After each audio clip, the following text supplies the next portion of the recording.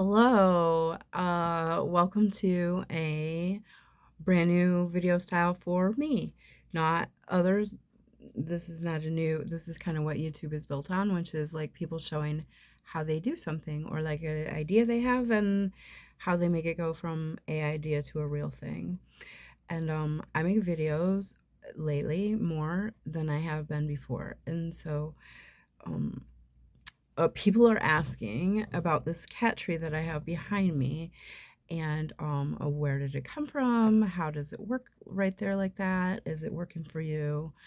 And and what would be your critique of your experience with this cat tree, which by the way I purchased from, full disclosure, Amazon. They're not no sponsor in any way of this video. I am not a monetized video maker, but um I do a lot of like little things fixing around in my house and life. And a lot of my friends are always like, people are asking, like, why won't you make any videos of that? People might like to see that. And I'm like, well, my brand is bloobs, blueberries and like comedy and stuff, like making and creating things is just sort of like just a hobby. But all those other things are also hobbies. So I thought, like, why not? Because I have a real life thing that I want to deal with. And I came up with an idea and I started to do the idea already. So we're not going to start this video right off the bat from the very beginning of the project, but I'm going to walk us through it. It's going to be fairly long because I'm not good at editing. I'm just going to be pausing and doing the edits. Like just pause and then do more work on it and then pick it back up so you don't have to watch the whole thing. But basically I have this cat tree behind me and I'll show you when I move the camera for the next part.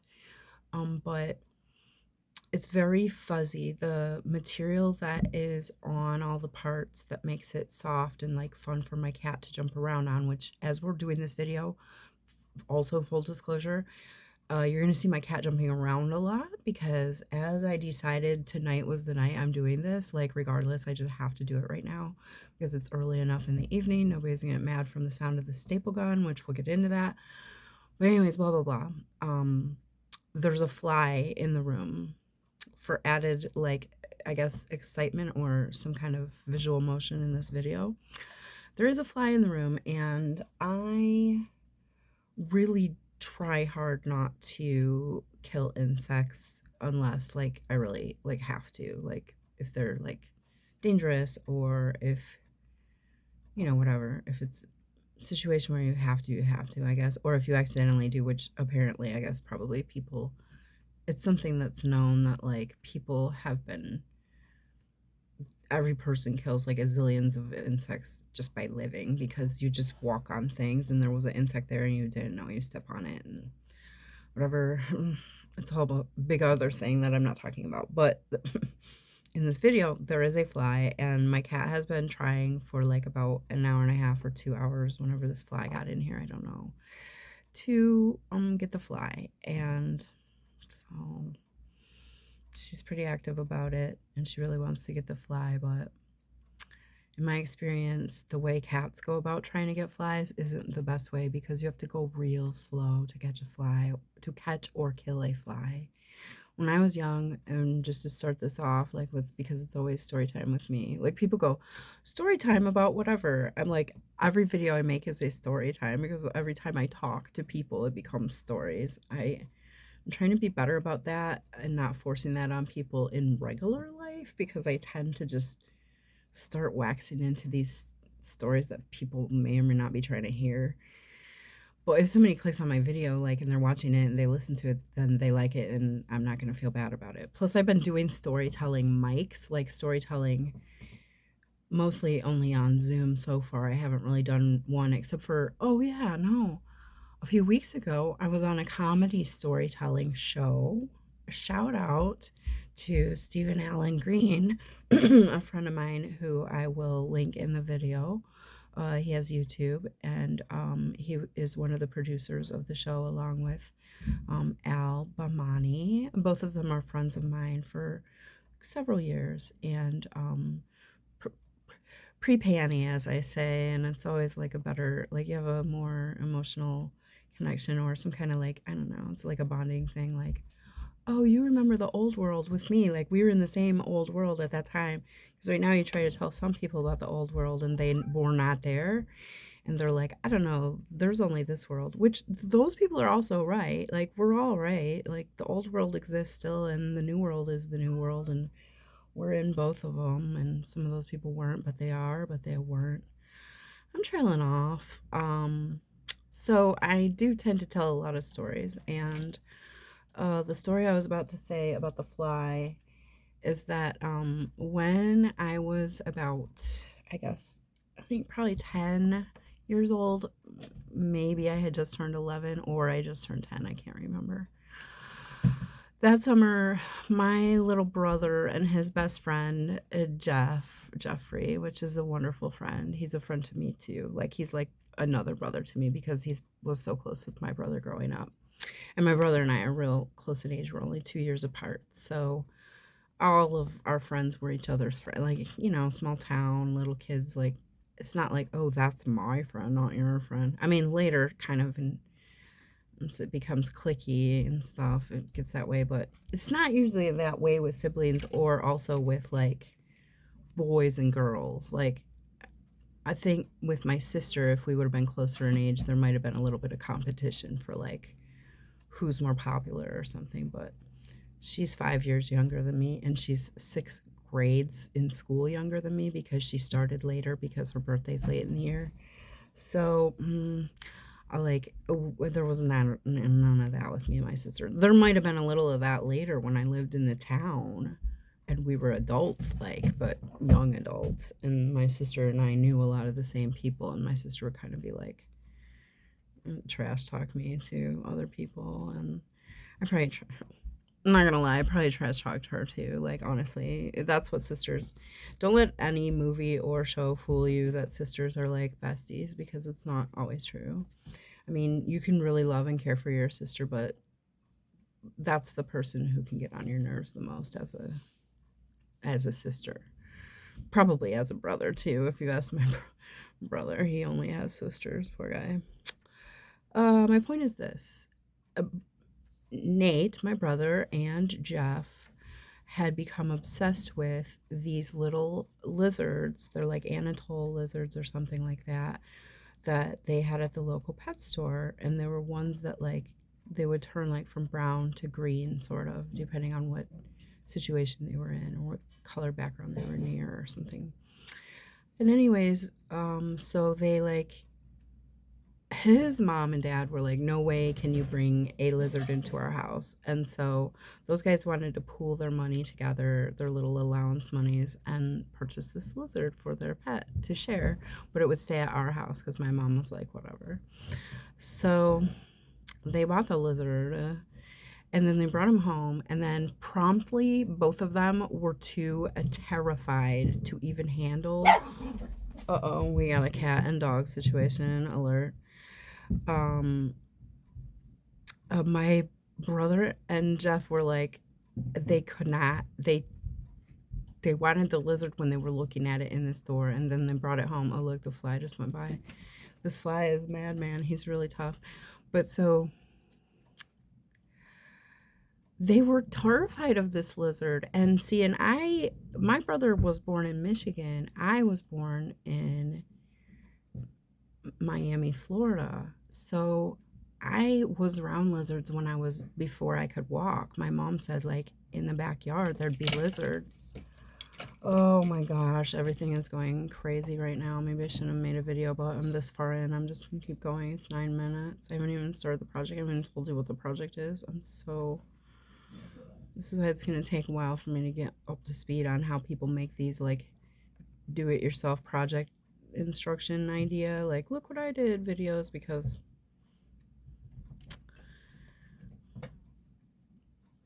of the way I communicate.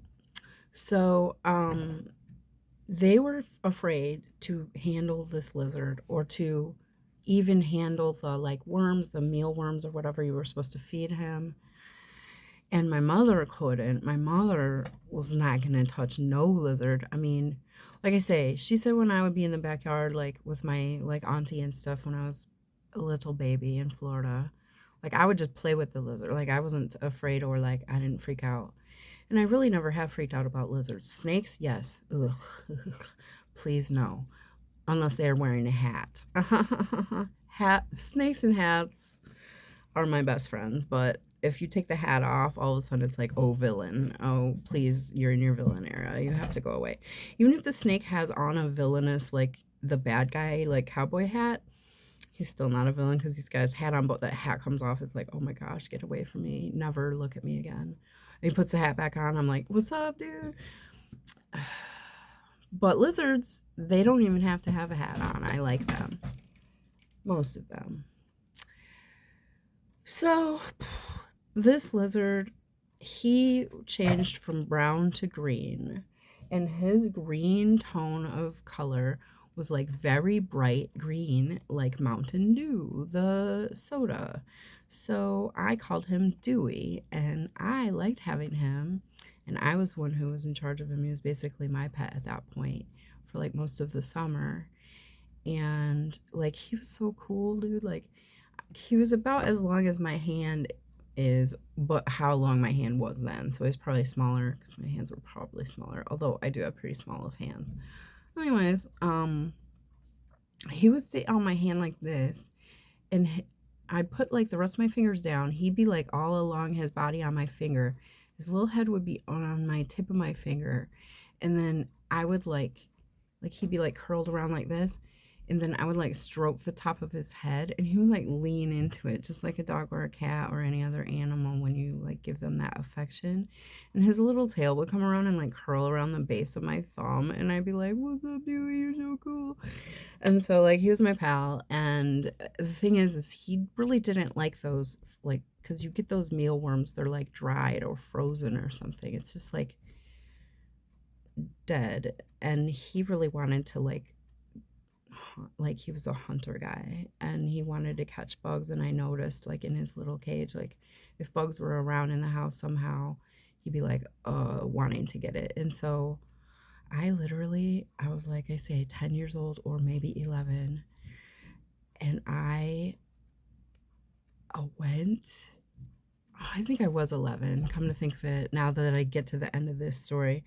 I went out in the yard every day and would take like a little, I had a soup can that I had like put aluminum foil over top of and like pokey holes in, like a little lid, and or maybe it was a glass jar. I mean that's not quite specific in my mind, but what is specific is that somehow with the patience of a child, which how many children are patient, I don't even know, but I guess when they are, they really are. Or maybe it was like hyper focus of ADHD or something.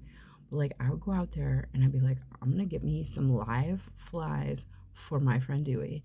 And I would sit out there for as long as it took, and I would get like at least 3 or 4 flies for him, and they would be alive. I would catch them in my hands like this, flies.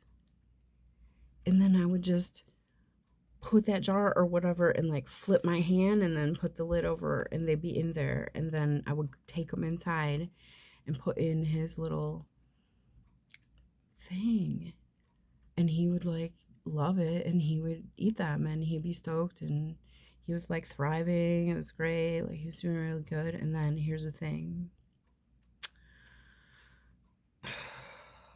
I had to go to church camp or whatever. I mean, here's how stupid. Okay. I don't mean to say this, but I'm saying this. This is how, when like in religious things, when people try to be cool or like come up with something cutesy, but they're religious, so they just like don't, like their mind is like, I don't know, man. People can be really dumb about some certain things. So our church, like, most people, if they're at a church, they go to church camp. It might be called like a church retreat, right? You go on a retreat, like you're retreating from the world. You go all over to wilderness, nature, whatever, camping. You go to a spa. You go to the lake. You go to the ocean. Whatever your area you go do. I see the fly on the film now for sure. He just went through for sure. He's like, I'm the star of this story. It's like, no, you're not anymore now, buddy, but you kind of are, because oh, so our church was like, we don't really like the idea of a retreat because it sounds like when like someone is losing a war or a battle, like they retreat, like you're like not facing things or like not like moving forward, you're moving backwards or something. They didn't think about it as the idea of like separating yourself from everything else. They thought of it as the idea of backwards motion. So instead of a retreat, our church, the youth, when they would go on their youth camps, it would be called an advance. So we went on the advance every summer. It was like, are you going to the advance? Just be normal. Just have a retreat. What is wrong with you? And somebody came up with that at some point before I was ever in it. Like probably 10 years before I was ever in it, because it sounds like something they would have came up with in like the mid 60s, late 7, like going between like 68 and like 75, like when people were really on that Jesus freak motion. And like then it just got implemented because I wasn't in that youth group in 75. All right, I'm not this old, but it wasn't too long later. But anyways, so I had to go on the advance, right? And I didn't even want to go because I knew my family was not going to take care of that lizard. And I told my mom, I go, you know what? I don't want to go because I need to stay here and take care of him, or else they need to let me take him with, and I'll take care of him at the camp because you guys are not going to take care of him. And it's a whole week. He cannot go a whole week without not being taken care of. She's like, we'll give him the worms. I go, he doesn't like the worms. He will not eat the worms. I'm telling you. I know you guys are not going to take care of him.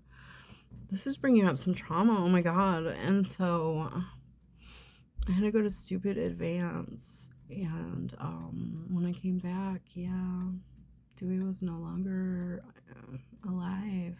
And that was really a real betrayal feeling for me because it was like I had like really advocated for not only his needs as a living being, but my own needs as someone who cared about that being and was his caregiver and caretaker and had taken on that responsibility and took it seriously because I took everything seriously when I was a kid. That's why I'm such a goofball now. I had to be a very serious child to become a very silly adult.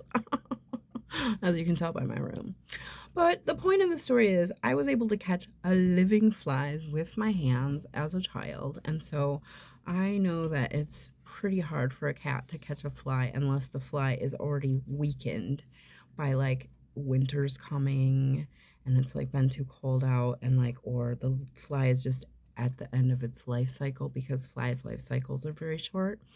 So they get old and weak like in the space of like a day or a day and a half, usually most types of flies. So then the cat can catch them. But I mean, do I feel bad that I was catching those flies only to give them to someone else to eat? I mean, kind of, but over life you have to learn, even like whether you're a vegan or a vegetarian or anything else, that something that is alive has to die in order for you to keep on living. It's just the way it is. Like whether it's a plant or an animal, it has to happen. I'm a vegetarian, but I mean, there's plenty and plenty and plenty and plenty and plenty of evidence, not just in science, but in my own lived experience, that plants are indeed quite sentient. So, I mean, there's not no blood on my hands. Plus, it's not like I've been a vegetarian since birth. So, I've also eaten animals, and plus, I eat cheese now. So, I know that I'm not doing what's right for cows and their children, and I don't like that. And I'm working to change it, but I'm not there yet. But also, it's not an excuse to say there's no life without death and there's no death without life. Uh, I do think in future there will be far less wanton cruelty involved in the process of keeping oneself alive as there is right now. But also, I think like whatever, you can't really look. Nobody gets out of this whole thing without a little bit of things that they wish they didn't have to have be that way, but it's life. So this got really philosophical and emotional, and I was not expecting that at all because all I was talking about was this fly in the room. But my point is this: I don't try to kill insects anymore because I really realize, like, in this world, like, they're just living their life. They just happen to stumble upon an area where I don't want them to be, but they're just living their life. And to them, I'm like this huge, giant monster. Why be that way? You know, you don't have to be that way. Most insects aren't really harming you, and you can do things that will make them want to leave without having to murder them. That's what I usually try to do, but there is one in here still right now, and he will be obviously making a few cameos. So, okay. Next part of the story is going to be the reason why I am doing this project, and I'm going to move the camera now for that, so I'm going to hit pause. Okay, so here is the cat tree. As you can see, the material is extremely shaggy. But the thing I love about it is it has this spring tension disc that goes up onto the ceiling, and there's a spring tension rod inside that white part that goes down inside of that black part, and it really keeps it very solid. This thing, I can move, the cat constantly moves it and stuff, and you see like that thing kind of wobbles, but it never comes undone. But what does come done is like all of this fuzzy stuff comes off of here, and it's not all just her hair, as you can see. It's fuzz from the thing. Oh, here she is. It's fuzz from the thing, and it's just endless, endless, endless, endless. And when I read the reviews, look at what she's doing. She's trying to prove a point, I guess. She's like, why are you messing with my thing? I love this thing. This is my favorite thing. The thing she's chewing on right now is the strap, where if I had it against the wall, you could strap it, like screw that to the, look, she's mad at the camera. You could screw that to the wall and it would give it more stability. But I have it in the center of the room because I've never really shown you my room, but all around the room, I have a bunch of things that are like up high that I don't want her fooling with. And if I gave her just like a handy dandy springboard to go onto those things, like she for sure would. Like, it's not good. So I have it in the center of the room and right behind my desk, which I'll quickly show you, but there's a lot of crap on there, so I'm not showing it.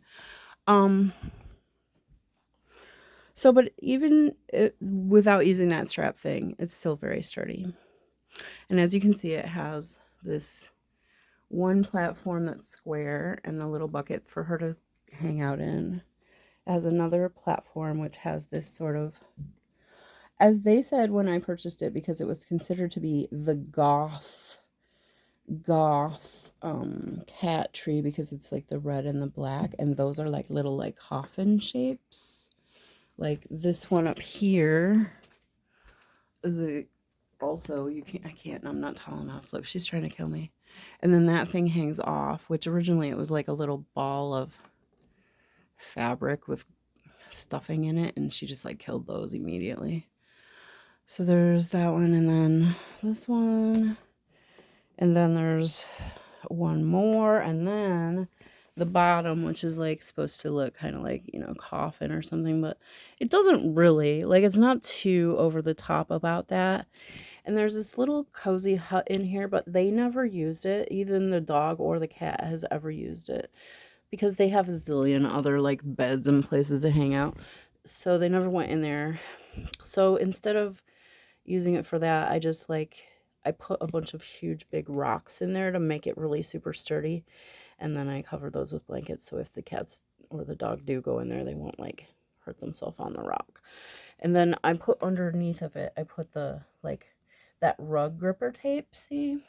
And then so that is also part of what makes it stay so sturdy. But as you can see, there is just pieces of that fuzz literally everywhere in my room, every minute, the whole entire time I've owned this product. And that is what the reviews all said. They were like, this thing is super great and I love it, but also I hate it because it just never stops shedding. So what is my project? Well, I was like, I can't deal with this anymore. I need to cover it up. So I went to my fabrics that I have where it's like old clothing items that I either don't wear anymore, but they're like, I'm not going to give them away, or I like the material. and I want to use it for something. And I found this material, which was originally leggings, super tight leggings that were like their winter leggings, because this is like that minky, soft, fleecy stuff on this side, and then the underside is like brushed fleece, micro fleece. So it's super soft and super warm. And when I had these leggings, the reason I put them into my fabric bundle is because I literally never wore them. I live in Los Angeles, and even in the dead of winter, because this tight material would be against my body, and it's like, it's, it's not a natural fiber, and it's like, it's really heat absorbing and heat retaining. I would just always get way too uncomfortable to keep these things on. Even if I was freezing, I'd be like, I'm freezing, I'm gonna put those bad boys on.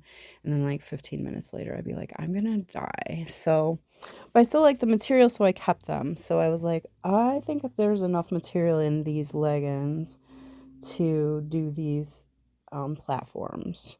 So I cut the pieces. As you can see, I kind of just rough measured how much like overage I would need to fold under and staple it. And because where the tube thing is that goes up and down that holds it together, I cut like between, and then cut just like, I didn't use like a stencil or like any kind of like can lid to make like a real circle, because the thing is this fabric is like super stretchy, like it's way stretchy. So even if the hole isn't quite exactly the same size as the like tube thing, it won't matter, because when I pull it tight to staple it, it just squeezes around, like whatever, who cares. So it still also matches sort of the color theme, which is the red and the black, which is kind of funny to me, but it's way more cheerful, and it definitely removes for me the essence of like some kind of like casket thing or whatever the theme was. I mean, I'm not disparaging somebody who has that decor, or they like really love Halloween and they just love like that kind of dark, like goth type stuff. I don't really, but it was literally the only one that was the right height and like style for the room.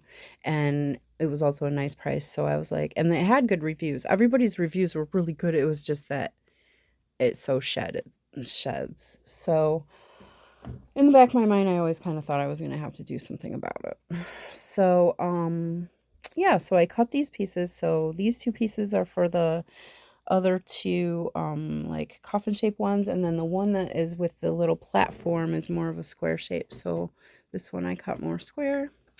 But so the first one that I cut, I have already applied.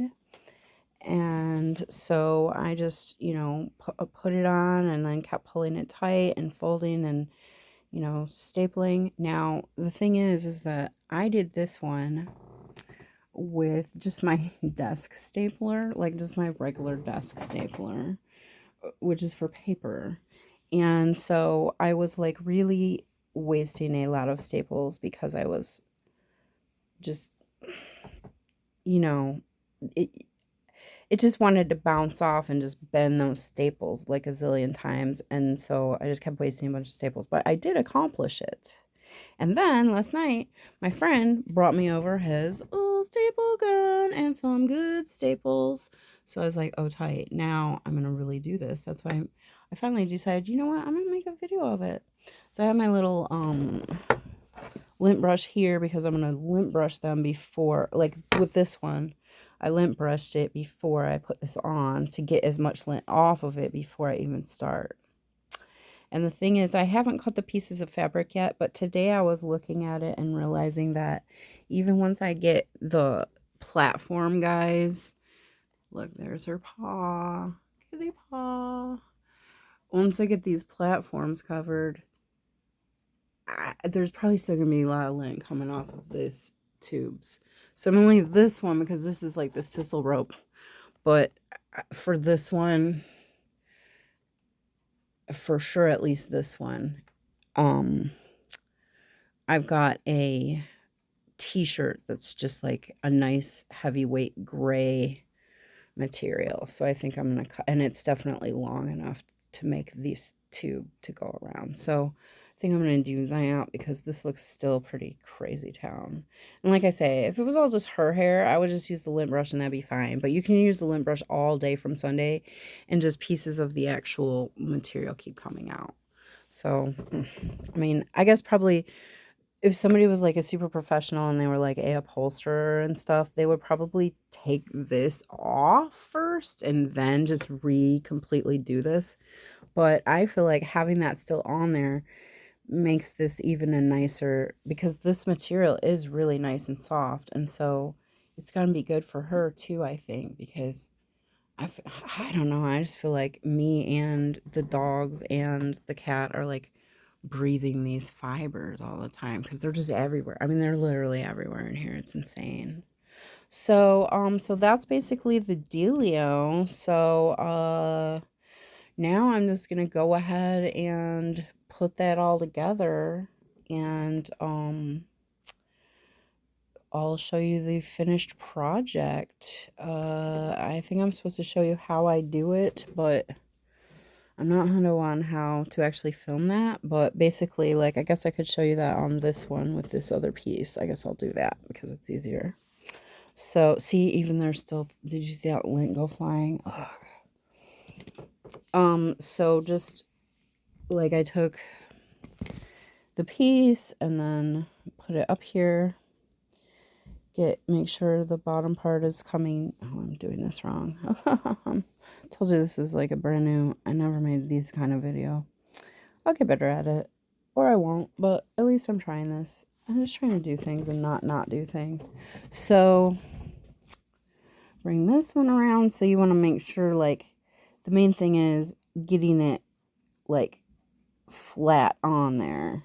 So it's kind of the same thing as when, like, if you're putting something together and you need to screw things together and you got like, there's like 4 screws that go around the bottom square or whatever, like, you never want to tighten one screw all the way down when you don't have the other ones all the way lined up and set.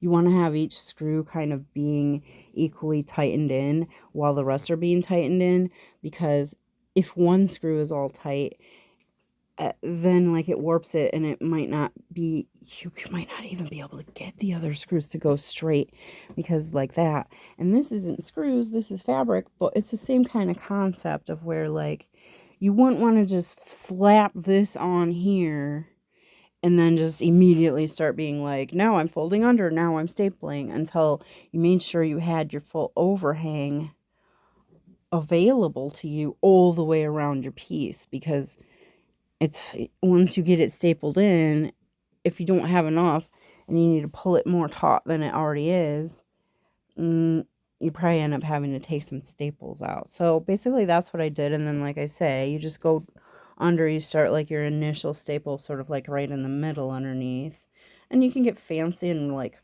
roll it under here. I don't know if this will show, but like roll that up so that it's like going, like it makes like a little rim, or not, just flat is fine. It doesn't have to really look that good, especially on this lower level one, because honestly only the animals ever see the bottom of this. I'm going to probably be more careful with the rest of these, because as I'm hanging around, like if I'm in my chair or if a guest or somebody was here and they were in the chair, there she is, then they would see however it looks at the bottom. So I don't want it to look too janky, but now that I have the better stapler, I don't think it will be too hard to do that. So, I hope it is not too late at night for me to do this, but I really don't care. I'm just going to do it really quick because I think the quicker I do it, the better. It'll just be fine. So I might not get I probably won't get these 2 parts done tonight. So I might have to make a part 2 for that to give the total finished project. But, yeah, maybe in fact, actually, I'll stop now. No, I don't know. What am I supposed to do? I don't. You guys, I wish I was on a live video. I could ask your advice on whether I should, like, stop doing this now and then just come back tomorrow, because it is getting a little late. Maybe I shouldn't be stapling in my apartment so late because the staple gun's pretty loud. Actually, you know what? Yeah, because I don't have like a zillion viewers where viewers are going to be like, I'm going to unsubscribe because she didn't give the finished project all in the same video. Look, hey, you'll get it in the next video. I guess that's a reason to hit that like and smash that subscribe. Okay, so that's what I've decided. I'll be back tomorrow with the part 2. Dun dun dun.